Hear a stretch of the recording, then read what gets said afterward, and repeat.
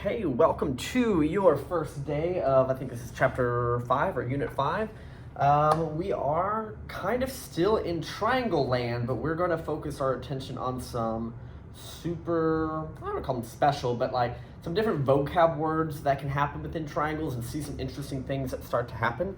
But we'll get to that in a second. For right now, I pulled up a warm-up that's got something a little bit interesting. I see x squared, I see x, which means probably going to need factoring to finish this. I'm asking you to find the measure of all of the angles, and the one hint I gave my in-person class was that you can reduce the equation. So I want you to kind of look at it, think about it, see if you can work out an answer, pause the video, and if you don't want to pause it and work it out, then just let this keep playing. 5, 4, 3, 2, 1. All right, so basically these two tick marks let me know that this is isosceles, which means these angles are congruent. I set them equal. I knew it was something to do with x squared, so I brought everything over. Now, this next step does not work on every factoring problem, but if I ever have a number in front of x squared, the first thing I'm always going to check is, can everybody divide by that number? Just like with systems of elimination, right? You can times by 2 or times by 5, like to help you. You can also divide all by 3 if it can, right? So if none of these numbers could also divide by 3, would not be helpful. But because it does, it shrinks this problem down to something much more manageable. I'm able to get the two factors and find out that x might be 7 and that x might be -2. 7 is interesting because you plug it in, you get a number that's not negative, it's not 0, it's not bigger than what an angle is allowed to be, meaning it's within 0 to 180, but you cannot have two obtuse angles that are both 147. Like, that would not make a triangle. So that ends up being out, but not for the normal reasons. And then -2, when I plug it in, gives me 12, so it does work. And if that's 12 and that's 12, subtracting from 180, I can find that the last one is 156. So I like this question because it uses some math that we know, but makes it a little bit interesting in how I deal with it. And also, unexpectedly, one of these cancels, but not for the normal reason of when you plug it in at 0 or negative. This time, it just didn't make sense to have two 147-degree angles in a triangle. Okay, so I like this one. The one on the next warm-up is similar, so you can kind of, if you're like, oh, interesting, you can like try that again on the next one. Okay, so I'm not saying you have to copy all of this down, but I want to just highlight some vocabulary. If you feel like it makes sense, you don't want to write it down, no big deal. If you feel like you want to write any of these examples, you can. I want to just talk about the difference between what a bisector and specifically a perpendicular bisector. Because whenever I'm bisecting a segment, I'm definitely getting those congruent segments. Like, that is for sure happening. The only difference is a perpendicular bisector also happens to cross it at a 90-degree angle, where this is just crossing it in general. So you could argue that both of these, that green dot I'm making at P and R, are midpoints for that segment, but it's not necessarily crossing at 90 degrees unless it's a perpendicular bisector. Okay, perpendicular bisector theorem, and this kind of starts leading into triangle math again. So perpendicular bisector theorem says if I have a segment and I'm cutting it in half, so I know this has been cut in half, so here's my segment, it's been bisected, here's my midpoint, and so this is called a perpendicular bisector. If there's a random point, let's say point C, and it is on this perpendicular bisector, that if I happen to connect it to these endpoints, that distance would be the same, so it would be equidistant from those. And part of why that is going to sort of make sense is you have this marked off set of segments that are congruent, you have this 90-degree angle that they share, you have this reflexive side that they share. By side angle side, these two triangles are congruent. So by CP, we know that these distances are also congruent. So that's sort of a shortcutted, kind of just out loud talking to you proof that says if I am a point on the perpendicular bisector, that I am equally distant from the endpoints. Okay, so kind of from a vocabulary situation, that's the discussion. It also allows me to do certain math problems. Oops, let me go back down to here. So when I'm in a triangle situation, and I happen to notice that it's a perpendicular bisector, even if they don't draw the triangle, right, it just lets me know some things. So sometimes you don't have to memorize like, oh, it's a perpendicular bisector, I know blah, blah, blah. I will still look at a whole lot of questions and try to find like AAS, side angle side, side, side, side, like any reason I know things are congruent so I can match them up.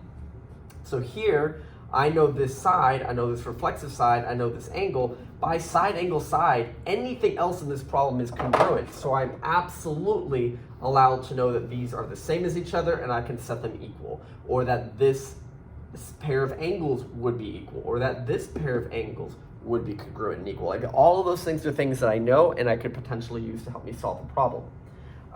But per the definition, when I have a perpendicular bisector, I have all that because it's basically creating side angle side. That's kind of the reason why all that other stuff comes into play. So I think if the next page is what I wanted it to be, yes. So what I told my students, this wasn't something to copy or write down, it's nothing that's in their packet. I wanted them to look at a set of 6 questions that have been worked out by somebody, and I wanted them to just look at it and say, yes, they were allowed to do that, or no, they can't, they didn't have enough information. So what I told them to do is just on their paper number 1, 2, 3, 4, 5, 6, and write down like side, side, side, or like whatever the reason why that kid was allowed to solve that question. And if they're like, no, you can't do that because it's like a bad word or not enough information or whatever the reason is, then they were just like, no, and just told me, no, this one can't work. So if you want to practice glancing at those triangles and seeing what's been marked off and basically just decide yes or no, they were allowed to do that. Because a big push we're going to be doing now is not like, oh, these look congruent, set them equal and solve. We're going to be like, yeah, but you have to tell me if you were allowed to do that and solve it, or you tell me, no, you can't do that. Sorry. Right? So we're trying to slowly move away from people to be able to look at it and go, those look like they might be equal. Let's see what happens, right? They're designed that they will work out to answers. So if you want to practice that, go ahead and do that. Otherwise, I will show you the answers. Okay. So it looked like in total there were 3 of them that did not work. Super quickly with the reflexive side, side angle side, that one did work. Here was side angle side as well. Side angle side was basically the reason all of those worked. So we're kind of observing again that perpendicular bisector is giving me, you know, that side, the 90-degree angle, and then the reflexive side. These did not work because it was side, side, and no other information. So there just wasn't enough pieces. This one, it's side, side, and again, not enough pieces, side, side, not enough pieces. So all of those were just to quickly run down that you didn't have enough information to do it, or you did. The next one we're going to look at is our angle bisector. So we looked at perpendicular bisector. Now we're looking at an angle bisector. Angle bisector, again, is something that just cuts an angle into 2 congruent angles. And the theorem, kind of like the perpendicular bisector theorem that said, if I am on the perpendicular bisector, at any point randomly on here, you mean boop, that I am the same distance from the endpoints. So what the angle bisector theorem says, if I am along here, that I am the same distance to the sides of the angle. And remember, when we define the distance between a point and a line or line segment in this case, it has to be that 90-degree perpendicular distance. So I'm like, how far away is it? Well, there's all these options. Like, no. By definition, the 90-degree distance is the only distance, and this would have to be the same. And so we kind of talk about, well, why do I know that? Well, we have this congruent angle that we know, we have this reflexive side that we know, and because the distance has to be defined with a 90-degree angle, what I have here is, let me read it in the right order, angle, angle, side, okay, which is an allowed reason for triangles to be congruent. So if that's true, then by CP, I also know what this theorem is saying, that these other sides are also congruent. So what ends up happening in word problems, again, you can always try to find like your angle side, angle, like hypotenuse leg, like some reason something is working. But the general math here is there are three things that happen. This must intersect at a 90 degrees. I will know that these are congruent to the distances from a point to the side, and I will know that these angles are congruent. It turns out if you have any two of those three features, because I'd have to walk through each one and show you how each one is like one of these things. If you have two out of the three, then you know all of it, okay? And we could sit down and play with why just for funsies, but like let's say for example, I didn't know this. Well, I have angle, I have side, and I have reflexive side. So side angle is technically a bad word. Oh wait, but it's 90, so hypotenuse leg. Yes, I have enough information. Or let's say I don't know this is 90, but I have this reflexive side in the middle. I have side, wait, let me think about that. Angle, side. Oh, you know what? I'm sorry. Pause, because I was about to say I have the bad word. I didn't know the 90, but I do know this side. I do know this side, so it's side, angle. Wait. Because shouldn't that not work?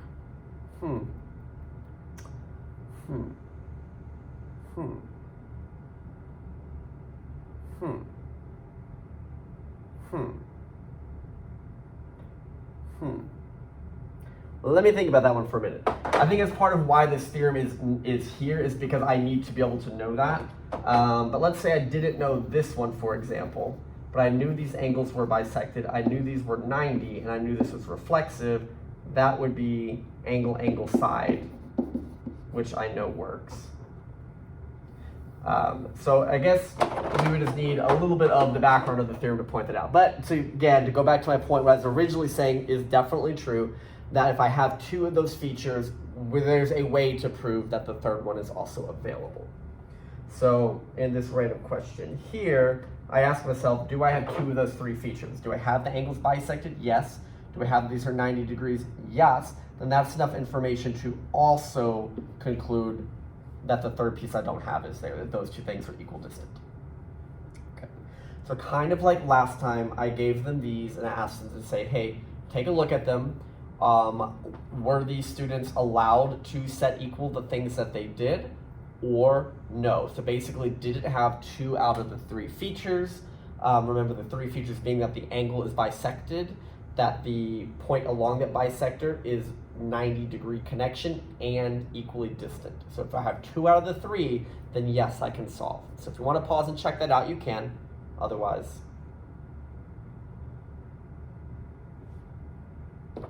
and this one was kind of a trick question. They actually all worked. And every single one of them, I knew at least two out of the three, or they were all labeled. So yes, so that was kind of being evil because I was wanting them to think. There would definitely be some that were wrong because last time there were. This time they were fine. But again, I have to know that. And potentially on a homework on this, not all of them are going to work, right? But I just wanted to kind of point that out to you. The last thing we wanted to do was give you a little bit of a preview of what we're going to do tomorrow, because we've just looked at two special segments. One is that perpendicular bisector, and one is the angle bisector. There's going to be two additional ones we'll discuss tomorrow when we re-talk about all four. But what's interesting, and I find this, even this as a math person, I find this very, very interesting, that let's say I did a perpendicular bisector, right? So perpendicular bisector means find the midpoint of this triangle, cutting this in half, and go straight 90 degrees. So not like to the vertex, but just like straight 90 degrees.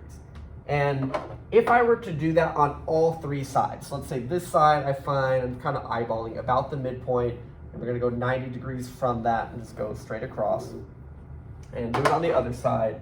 Again, find about the midpoint, and then go 90 degrees straight across. Something that I find curious is that they all intersect at a very specific point. And you're like, interesting. And it seems like that wouldn't be the case, but you can like keep drawing this triangle all kinds of weird ways and do it, and every single time they do end up crossing at a point.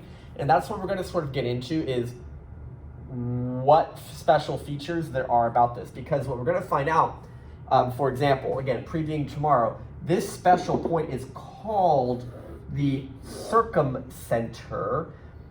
It is found by looking at all three perpendicular bisectors all the way around the sides. And that when you find it, because think of the theorem we said earlier, that if you have a perpendicular bisector, so if I'm only looking at this one, that any point on it is the same distance to the sides. So what ends up happening is this perpendicular bisector intersection called the Circumcenter, I'm going to try to like eyeball place it over here about in the same spot, that it turns out this is the same distance from all three vertices. And so it's found with a certain way, but it has a special feature. And what's interesting is they call it the Circumcenter. It's kind of like the word circumference, because if this is the same distance from all three sides, I could actually use a compass and draw a circle that would perfectly hit all three of those vertices all the way around if I were doing that carefully. So this is kind of interesting. And like the other one we just talked about were angle bisectors. So just to kind of show you that one again, this is a preview, so you don't necessarily need to write this down. We're going to organize this tomorrow. But the angle bisectors, if I try my best to kind of eyeball, cut this angle in half, and then just extend it across.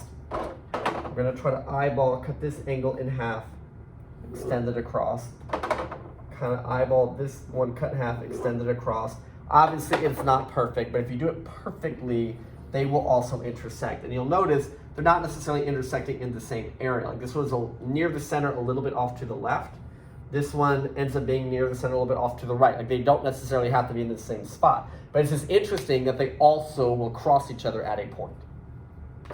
And per our theorem, if this point is on the angle bisector, then if I were to 90-degree connect it to the sides, all of those would be the same distance as each other. So again, if I try to just kind of copy this special point, if I 90-degree distance it to all of these sides, that distance is the same all the way around. And they call this one the in-center, kind of like the Circumcenter was like a circumference, it was a circle that went all the way around. This little radius, if you connect it all the way around, would make a circle that just barely fits inside of the triangle. Okay, so this last page is just summarizing those two things. So I'm like, whoa, it looks like a big hot mess. Do not worry about that. But the idea was that if I took all of these, cut them in half, and did my perpendicular bisector from all the sides and found this point, that what I end up with are like the radii of what would make a circle that barely taps at those corners, but it's on the outside. And if I want the one that barely taps on the inside, it's found from where the angle bisectors cross each other. That creates equal distant points that make a circle on the inside. So this is, again, kind of like a preview day of some of the things that we're going to study this chapter that just kind of get way more interesting / complicated than you were expecting. But yeah, so what I want you to do is practice not that I just showed you, but some of the first math of just identifying, hey, do I have enough information to solve this to know things are equal? And so in your packet, it's pages 2, 3, and 4. It's kind of a lot of problems, so I only want you to focus on the odds. I do believe the answer key is going to have all of it on there, but I would just do half of it, check it, and then like maybe before a quiz or a test, you could come back and kind of check some of them on the other half you didn't do, just to have some extra practice. Okie dokie. Well, have a good day. We're getting much closer to our Thanksgiving break, so woohoo! Y'all have a good one.